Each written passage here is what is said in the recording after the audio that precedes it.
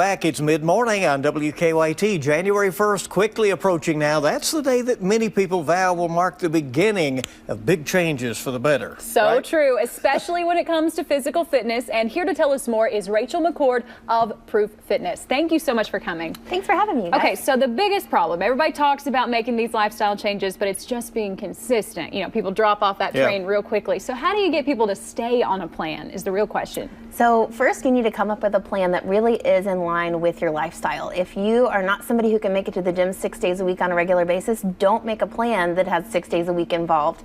Next, I would say is surrounding yourself with people who encourage you and can support you on your journey. If you're going at it alone, you're probably not going to be able to stick with it.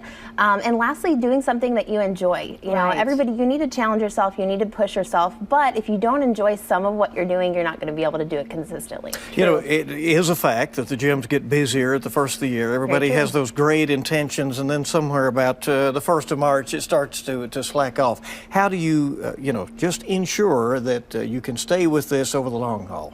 So another part of building a program, like I said, that's in line with your lifestyle is making sure that you can scale it. So if your goal is weight loss, which I think is mostly what we encounter for January 1st type of people, you need to figure out where you're going to go after you achieve your goal, perhaps. We see that a lot where people, they want to lose 10 pounds. They lose 10 pounds and now they say, now what? What do I do with this? Do I need to keep doing what I'm doing? They probably didn't like what they did to get there.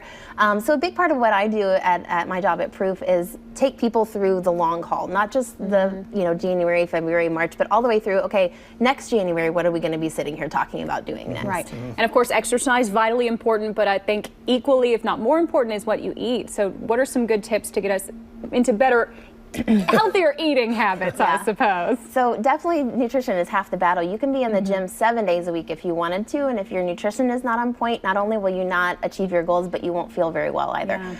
The big things that I encourage people to change is, first of all, just cutting out unnecessary sugar.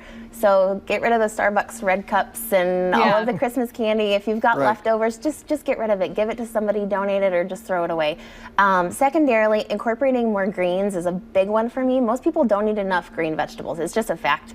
And there's a lot of delicious ways to prepare them, but it does take a little bit of effort. And so for your big meals, you know, your breakfast, lunch, and dinner, I recommend trying just to increase the portion, if you do nothing else, of green vegetables that you're eating.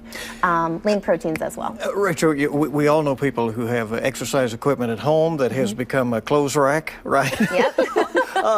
So here's your best pitch. Why do you think it might be better to make that commitment of going to a gym? You know, I love this question because I used to be an exercise at home person myself, and the biggest thing for me that's a motivating factor, especially if you're an extrovert like I am, is I like to be around people, and I like to be around people who share similar goals with me and ideals, and especially at Proof, it's more of a family environment, and so on this, Sundays I don't work, but I still really look forward to going to the gym and seeing the regulars there, and talking about what we're doing in the coming week. So I think that's a big part of it, is getting involved in a facility or an environment where you're motivated by the people around you. So even though maybe you don't want to go, you don't want to do your workout, you've got somebody texting you, hey, are we meeting at 10 still? And that's really motivating for most people. Support is important. Yeah, you can make some terrific friends there. All right, and there you have the 30 days free deal going on at both Tates Creek Center and at your location there on Main Street. Thanks for coming. Thanks for having me, guys. It's my pleasure.